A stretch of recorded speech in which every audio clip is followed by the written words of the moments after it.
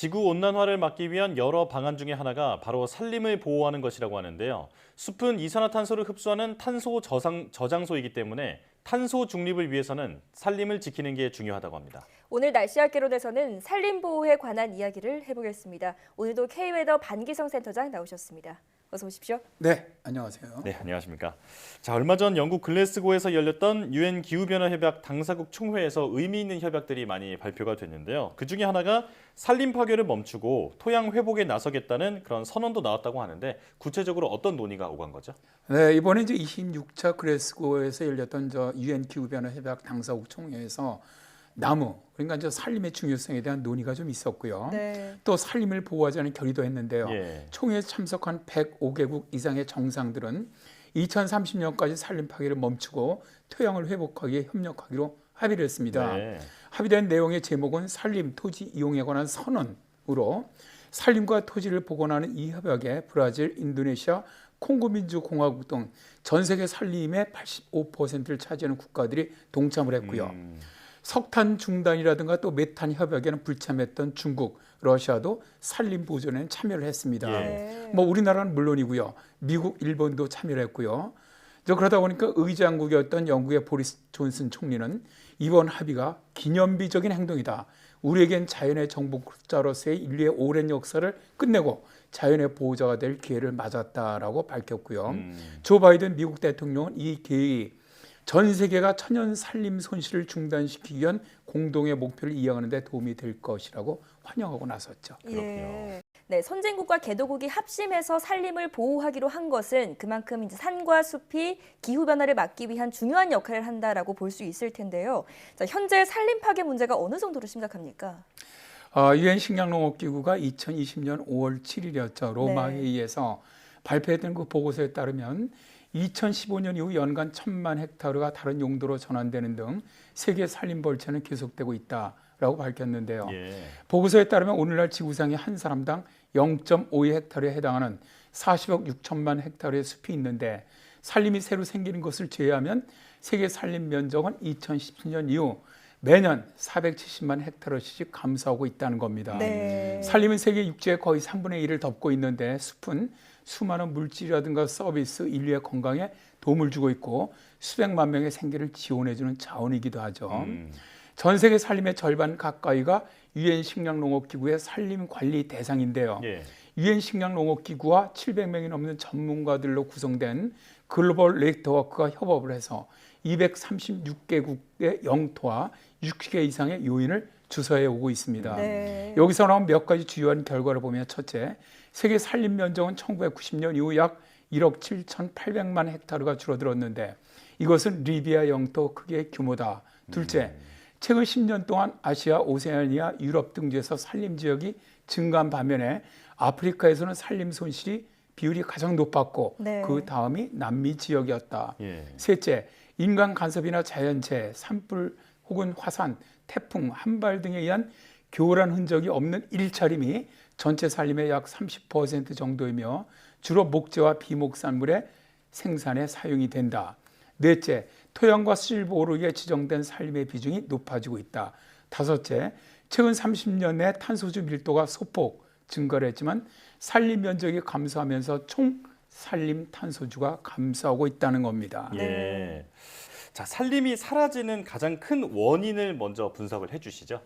올해 이제 6월 11일이었죠. 유엔 식량농업기구는 26차 유엔 기후변화 협약 당사국 총회를 앞두고 COP26 농업의 확장은 전 세계 산림 벌채의 거의 90%를 차지합니다. 네. 라는 보고서를 발표를 했는데요.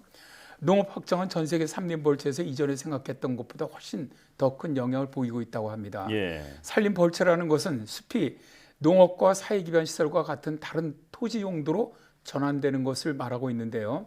연구에 따르면 세계적으로 숲 손실의 절반 이상이 산림이 경적지로 전환되었고요. 네. 40%가량이 가축 방목을 위해 숲을 없앴다고 합니다. 특히 새로운 연구를 통해 알려진 것은 열대우림 지역이 농업 확장으로 더 많은 산림이 사라진다는 건데요. 네. 사실 산림 벌채의 원인은 전 세계 지역마다 다릅니다. 예. 도시와 기반시설 개발이 더 큰 영향을 미치는 유럽을 제외한 모든 지역에서는 농업이 산림 파괴의 주요 원인인데요.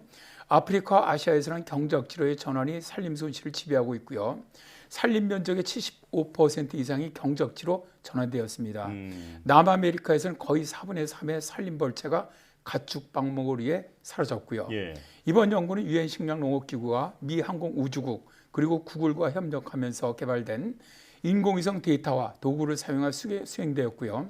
거의 130개국의 800명 이상의 국가 전문가들과 긴밀히 협력해서 결과를 만들어낸 것이죠. 예. 그렇군요. 뭐 사실 우리나라에는 식목일도 있고 평소에 또 나무 심기 운동을 많이 하기 때문에 벌채 문제가 어느 정도로 심각한지 이게 체감을 하시는 분들이 적을 것 같거든요. 근데 열대우림의 벌채 문제가 특히 심각하다고요. 네, 그렇습니다. 올해 7월 27일에 미 항공우주국이 기후 및 인간 영향에 대한 열대우림의 취약점을 지수하다라는 보고서를 발표를 했는데요. 네. 남아메리카의 아마존 분지는 기후변화와 인간의 토지 이용의 변화에 많은 산림이 사라지고 있고요. 아프리카의 콩고 분지는 아마존과 같은 온난화 및 건조 트렌드를 겪고 있지만 회복력은 매우 좋다고 밝혔고요. 네. 대부분의 아시아 열대우림은 기후변화보다는 농업을 위해서 토지로 변경하면서 산림이 사라지고 있다고 합니다. 미 항공우주국 제트추진연구소의 사신 사치 박사는 열대우림은 아마도 지구상에서 가장 멸종 위기에 처한 서식지입니다. 기후변화 탄광에 있는 카나리아입니다라고 말하고 있는 것처럼 현재 열대우림의 상태는 아주 매우 심각한 상황입니다. 예. 자, 지금 이렇게 전 세계적으로 숲이 사라지고 있다라는 얘기들을 좀 들어왔는데요. 자, 이렇게 숲이 줄어드는 게 지구 환경에는 어떤 영향을 미치는 건가요? 일단 지금 열대우림 같은 경우는 지구 거의 그 생명체의 절반 이상이 서식을 하고 있고요. 육지 식생에 있는 모든 탄소의 절반 이상을 포함을 하고 있습니다.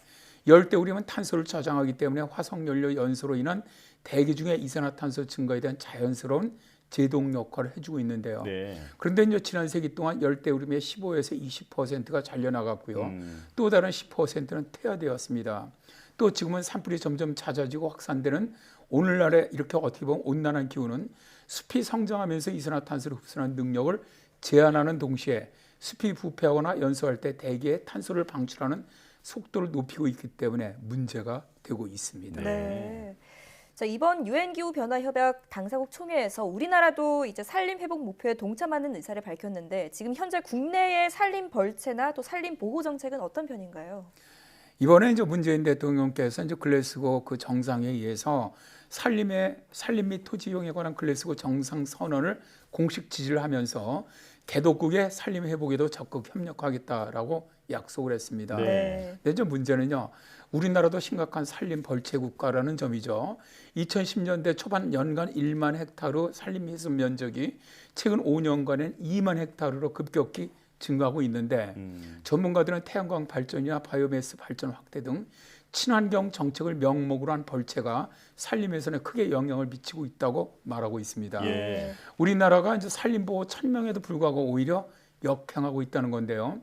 태양광 발전 위에 무분별하게 산림을 벌채하는 것도 있지만 나무를 베어서 바이오매스를 만들어서 화력발전소에서 태우고 있는 것도 문제라는 겁니다.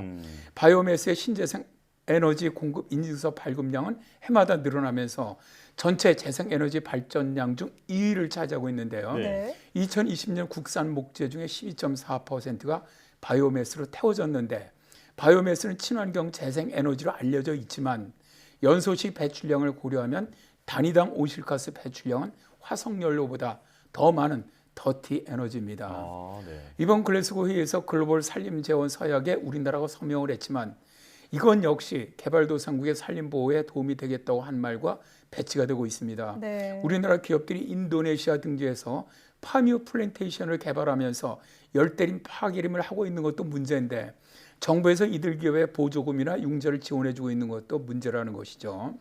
이번 글래스고 회의에서 산림에 대한 여러 약정에 서명한 우리나라의 정책이 우리나라 산림뿐만 아니라 다른 나라 산림의 보호에도 앞장섰으면 좋겠습니다. 예.